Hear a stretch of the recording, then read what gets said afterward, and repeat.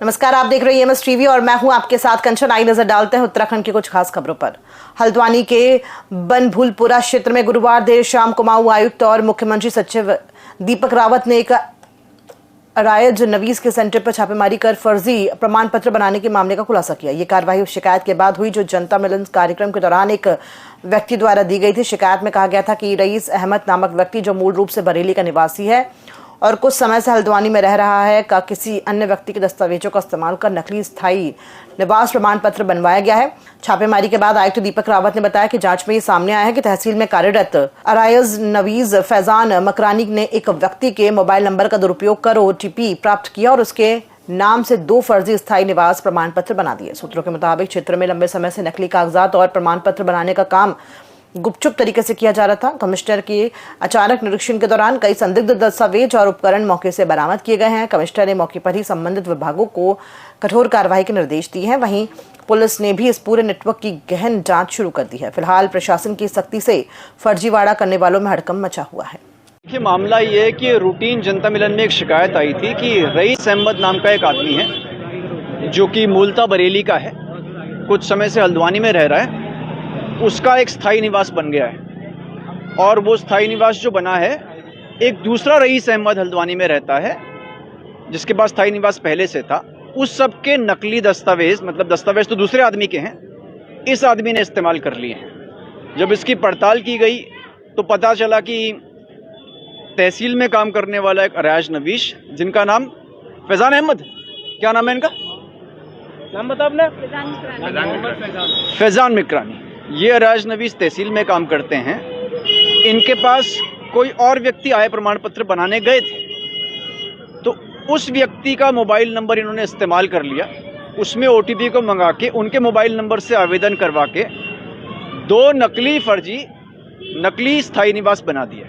और जो पता चला है, जो इनके यहाँ पे सीएससी में हमने छापा भी मारा, तो वहाँ पे पैन कार्ड, इसके अलावा लोगों के व्यक्तिगत इलेक्शन आई कार्ड, व्यक्तिगत आधार कार्ड, जो पर्सनल डेटा इनके पास नहीं रहना चाहिए, वो भी पाया गया। देहरादून में देश के प्रथम प्रधानमंत्री पंडित जवाहरलाल नेहरू की 136वीं जयंती बड़े ही श्रद्धा और गरिमा के साथ मनाई गई, जिसमें कांग्रेस के प्रदेश पदाधिकारी मौजूद रहे। पंडित जवाहरलाल नेहरू के चित्र पर पुष्प अर्पित किए और उन्हें नमन किया, साथ ही उनके जीवन व योगदान को याद किया। इस दौरान कांग्रेस नेताओं ने कहा कि पंडित नेहरू बच्चों से अपार प्रेम रखते थे, सरल स्वभाव के धनी थे और इसी अपनत्व के चलते बच्चे उन्हें प्यार से चाचा नेहरू कहकर बुलाते थे।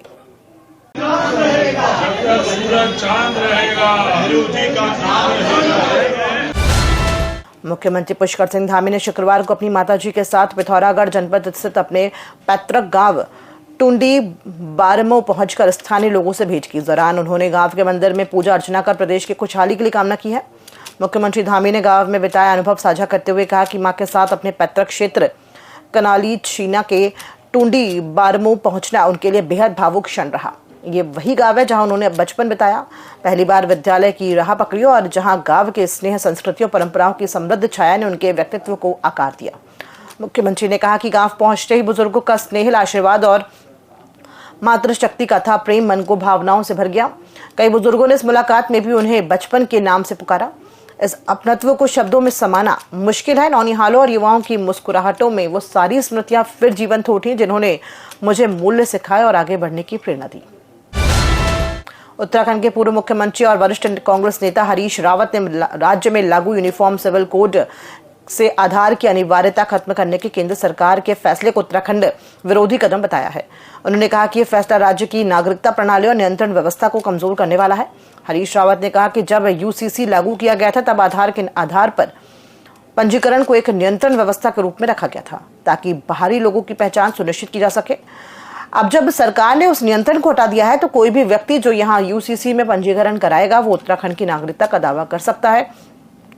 पूर्व मुख्यमंत्री ने कहा कि ये कदम उत्तराखंड की मूल भावना और स्थानीय हितों के खिलाफ है। आधार की बाध्यता हटाकर सरकार ने दरवाजे खोल दिए हैं। बाहर से आने वाला कोई भी व्यक्ति यहाँ पंजीकरण करा सके। यह न केवल हमारे सामाजिक ढांचे को प्रभावित करेगा बल्कि राज्य की जनसंख्या संरचना पर भी असर डाल सकता है। ये और एक उत्तराखंड विरोधी कदम है। आधार के आधार पर यूसीसी का पंजीकरण एक नियंत्रण था, अब वो नियंत्रण हटा दिया। अब तो पंजीकरण के बाद जो यहाँ यूसीसी में पंजीकृत होगा वो यहाँ की ना वो अपने को उत्तराखंड का क्लेम कर सकता है कल। और यूसीसी को के अंदर लिव इन रिलेशनशिप में पंजीकरण को सरल करने के लिए ये जो कदम उठाया गया है ये उत्तराखंड विरोधी कदम है। एडवेंचर की दुनिया में बंजी जंपिंग का शौक रखने वाले पर्यटक सावधान हो जाएं, क्योंकि बंजी जंपिंग का एक जंप जान भी ले सकता है। ऐसा हम इसलिए कह रहे हैं क्योंकि ऋषिकेश से 20 किलोमीटर दूर शिवपुरी में बंजी जंपिंग कराने वाली थ्रिल फैक्ट्री में जंप के दौरान रस्सी टूटने की वजह से दर्दनाक हादसा हुआ है। हादसे में गुड़गांव निवासी 23 वर्षीय पर्यटक सोनू कुमार गंभीर रूप से घायल होकर एम्स में भर्ती है। इस घटना की सीसीटीवी वीडियो भी वायरल हुई है। पुलिस के मुताबिक सोनू अपने दोस्तों के साथ शिवपुरी स्थित थ्रिल फैक्ट्री में बंजी जंपिंग करने के लिए पहुंचा। जैसे ही सोनू ने 87 मीटर की ऊंचाई से जंप लगाया, तभी सोनू को बांधी गई रस्सी अचानक टूट गई। रस्सी के टूटते ही सोनू नीचे बने एक कमरे की टीन से बनी छत पर गिर गया। नजारा देख थ्रिल फैक्ट्री के कर्मचारियों में हड़कंप मच गया। आनंद फानन में कर्मचारी अपनी गाड़ी से सोनू को लेकर एम्स पहुंचे, जहां डॉक्टरों ने उपचार के बाद सोनू की जान को खतरे से बाहर बताया। इस पूरे मामले में बंजी जंपिंग कंपनी के सुरक्षा मानकों पर कई प्रकार के सवाल खड़े हुए हैं। इतनी ऊंचाई से रस्सी का टूटना कंपनी की लापरवाही की ओर भी इशारा है। कंपनी के मैनेजर राजेश कुमार ने भी ये माना है कि एडवेंचर के खेलों में 1% जान का खतरा रहता है। तो कल शाम को एक मतलब हमारा जो फ्री स्टाइल बंजी है उसमें एक थोड़ा सा जो क्लाइंट था वो इंजर्ड हो गया, तो उसको फर्स्ट एड दिया गया। आउट ऑफ डेंजर है, एम्स में है, और हम अपनी तरफ से मतलब जो भी कैसे हुआ क्या हुआ उसका पूरा इन्वेस्टिगेशन कर रहे हैं। नहीं सर, देखो जो भी बंजी जंपिंग जो भी लगी हुई है सब इंटरनेशनल स्टैंडर्ड के हिसाब से लगी हुई है, और क्योंकि एक एडवेंचर गेम है, कहीं ना कहीं कभी कुछ भी होने का इसमें मतलब 1% आप कह सकते हैं, या फिर कहीं ना कहीं थोड़ा सा रहता है।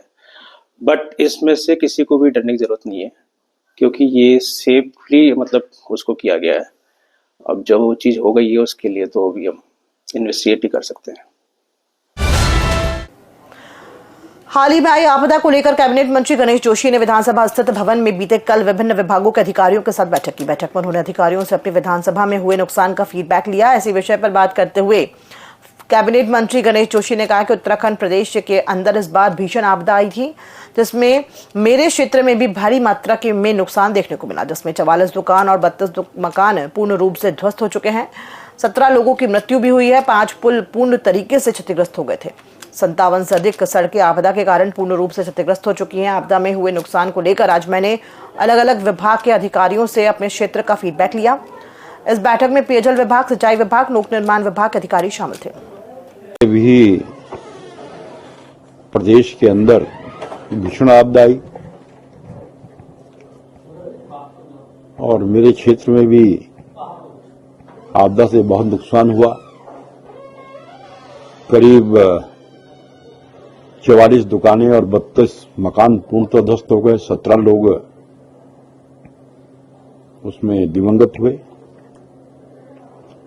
और 5 पुल टूट गए। करीब 57 से अधिक सड़कें हमारी क्षतिग्रस्त हुई हैं और कई जगह नदियों के पुस्ते टूट गए। आज मैंने और पे लाइन क्षतिग्रस्त हुई हैं, लोगों को पानी की दिक्कत हो रही है। आज मैंने पेयजल निगम, सिंचाई, जल संस्थान, लोक निर्माण विभाग के अधिकारियों को यहां पर बुलाया था और सभी बिंदुओं पर विस्तारवार चर्चा हुई।